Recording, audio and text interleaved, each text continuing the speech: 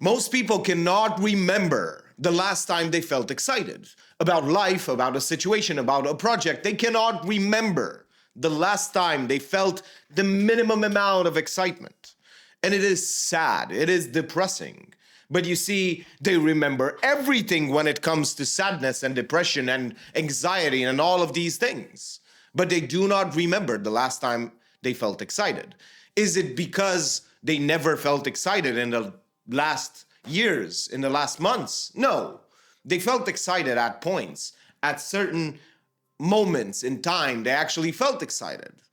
But you see, they do not take note of that. And this is one of the most powerful habits that you can have, is to actually take notes, written or video notes, of what makes you excited, of what makes you happy. Because the more personal understanding you have about your good emotions, the easier it is to make situation, to create circumstances for yourself to feel those emotions. But you see, most people have a vast understanding, a vast personal understanding about their bad emotions. And of course, they're gonna have more and more of those, because it is not only by avoiding bad emotions that you get good ones. You also have to generate good emotions. You have to create circumstances and experiences for yourself.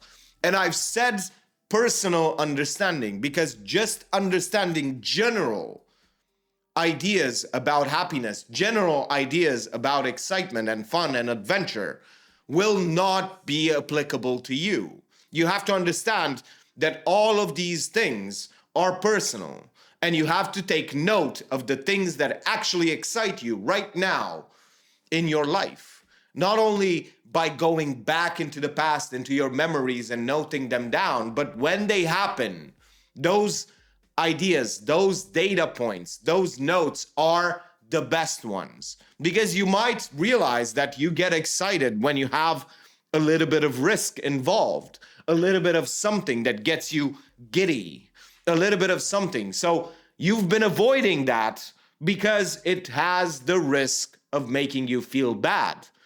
So you see, when you are avoiding bad emotions, you might avoid good ones as well. But you might be willing to pay the price of bad emotions if it means that you are excited, you are happy, or you feel like your life is adventurous. So you see, if you do not have personal understanding of your good emotions, of course they're not going to grow. Of course they're not going to repeat themselves every single day. It is because, and specifically because, you have too much understanding of your bad emotions and your bad circumstances, and you have far too little information, understanding of your personal situations where you feel excited and happy. And you see, this is so prevalent. Everybody feels this way. Everybody is obsessed with avoiding bad emotions as opposed to generating. Just become obsessed with documenting and generating positive experiences and emotions for yourself. But you see, most people don't do that. They prefer to just avoid the bad, the suffering, the whatever it is, as opposed to realizing that it's impossible to avoid all suffering. Sure, you can avoid 99% of it, but you don't need that 0.1%. And people are obsessed to eliminating all of the bad emotions when they don't understand that those bad emotions can be beautiful as well. Those things can actually seem a little bit interesting at points.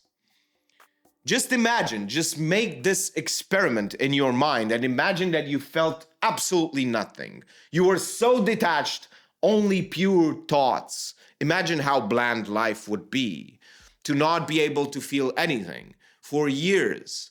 And then you would have to really relearn those feelings to be able, it is so foreign to explain this to people, that you would wish even depression or whatever it was, if you haven't felt emotions in a very, very long time, you would want to feel anything, any sort of suffering, any sort of emotional angst, any sort of anxiety, anything that's bad or good, it doesn't matter. You would only wish to feel something. You would feel happy to actually feel something. You would just be okay with feeling something. But most people don't understand that.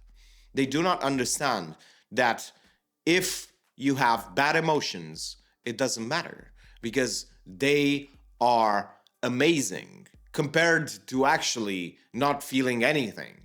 But most people want to feel nothing. They want to be so detached. They do not understand that feeling is a blessing, no matter what it is, good or bad. It is an absolute blessing that a lot of people don't have. Not many, but a lot of people don't have, and they wish they had it back. They had it in their childhood, adolescence, but you see, they lost it, and they would do anything to get it back. They would do absolutely anything to get it back, and they don't. Most of them don't because they are so far removed from their emotions. And be careful when you try to detach yourself from your emotions. Even if they're bad, you might lose the ability to feel. And you might think that that's good, but it's not. Not being able to even feel sadness when you should feel it, or depression when you should feel it.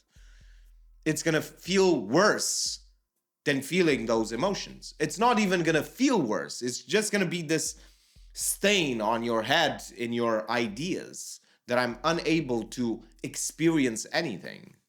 That's the point. Even a bad emotion is still an experience. But then again, if you take notice of when you feel excited, when you feel happy, when you feel adventurous, and you take notes and you understand those things, you will have more and more and more ways to make yourself feel those things.